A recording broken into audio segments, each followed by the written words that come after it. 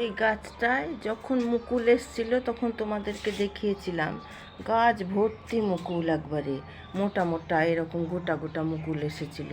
হ্যাঁ, দিয়ে ঝরে গেল, অনেক ঝরে গেল, যেন ছাদে ছিল, ছাদ থেকে নিয়ে এসে ঘরে ভরেছি।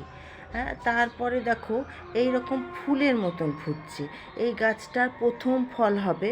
জামরুল গাছ বলে নিয়েছি, এটা হলো মিশো থেকে নিয়েছি, এবছর প্রথম। জামরুলের গাছে যে কীরম ফল হয় সেটা তো আমার জানা নাই। জামরুল বাজারে দেখেছি, বাজার থেকে কিনেছি, কিন্তু জামরুল গাছ বলে নিয়েছি। তো জামরুল গাছে কি এরকম ফুল হয় জানা?